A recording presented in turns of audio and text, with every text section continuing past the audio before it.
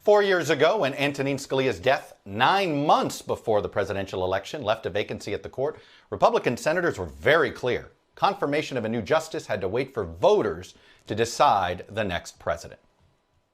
The American people are about to weigh in. The campaign is already underway. And voters are going to get to weigh in. It's about the principle. You don't do this in an election year. The American people will choose. Let the American people consider it as part of deciding who to support in November. That was when Democrat Barack Obama was in the White House. Now many of the same senators you just saw are saying, don't wait. President Trump should get to choose Ginsburg's successor immediately. That it does include my next guest. He's the chair of the Republican conference in the Senate.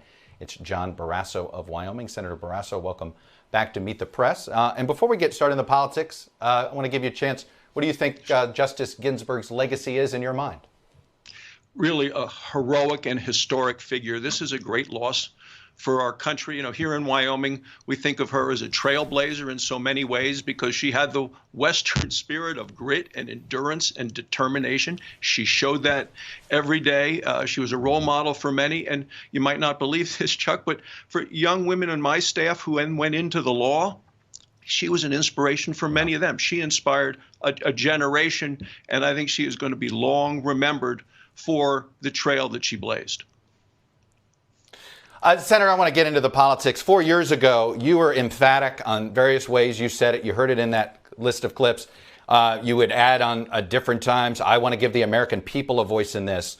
Why don't you want to give the American people a voice this time? Well, first, let's be very clear. If the shoe were on the other foot and the Democrats had the White House and the Senate, they would right now be trying to confirm another member of the Supreme Court. You don't know that. What we're proposing is completely consistent with the precedent.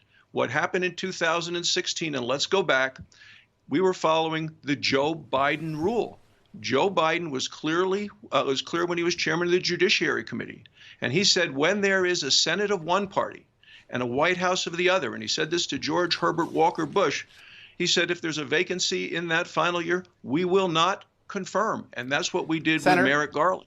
But 29 times, Chuck, there have been vacancies in the year of a presidential election. And if both the White House and the Senate are of the same party, they go forward with the confirmation. So, you know, I have scoured all of these 2016 notes, looking for these footnotes that have been added now. You guys have this new explanation. Never once on the Senate floor, when election is just months away in 2016, you said the people should be allowed to consider possible Supreme Court nominees as one factor in deciding who they'll support for president. This shouldn't even really be controversial. Then you said this is not about the person, it's about the principle involved, and I want to give the American people a voice in this. Republicans have said there should not be a bitter political fight. We have called on the president to spare the country this fight. The best way to avoid the fight is to agree to let the people decide. Senator, these are your words. Not once did you say, oh, it depends on what party the Senate holds versus the party of the president. This just sounds like a power grab, pure and simple. Well, it is the Biden rule, and this is the precedent of the country.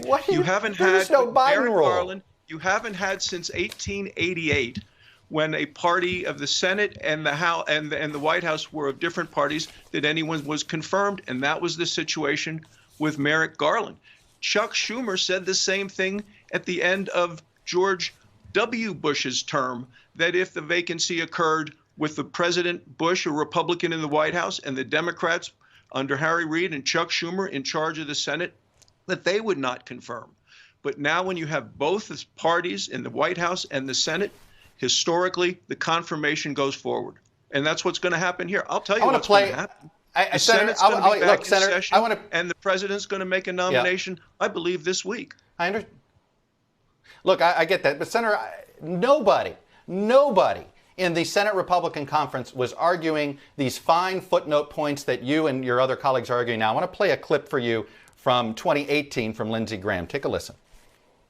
If an opening comes in the last year of President Trump's term and the primary process is started, we'll wait to the next election. And I've got a pretty good chance of being the judiciary. You're on the record. Yeah. All right. Hold the tape. Senator, I guess the question is, should viewers just not believe anything you're saying today, because whatever you're saying today will change depending on the politics of the moment? Well, I can tell you what's going to happen, Chuck. For viewers who are watching, the president is going to make a nomination. I believe it's going to be this week. And Lindsey Graham, chairman of the Judiciary Committee, we will hold hearings, and there will be a vote on the floor of the United States Senate this year. The president has a list of 20 potential nominees.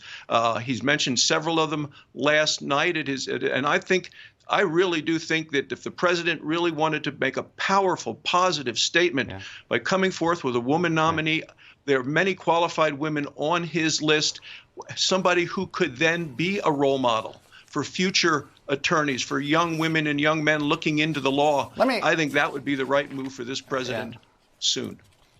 Senator, I want to just quote you back to yourself one more time.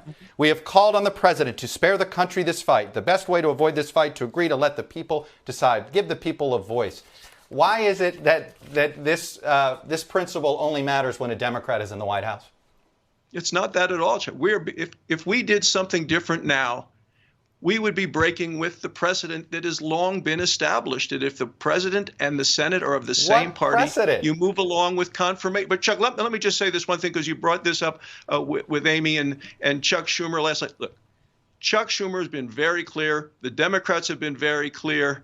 If they win the White House and the Senate, all bets are off. They are going to blow up the filibuster. They are going to use the nuclear option. They are going to stack the Supreme Court. They've talked about raising the number of members of the Supreme Court. All right, so even though Ruth Bader Ginsburg said it's a bad idea, she said it would politicize the court, and she said 9 is the right number.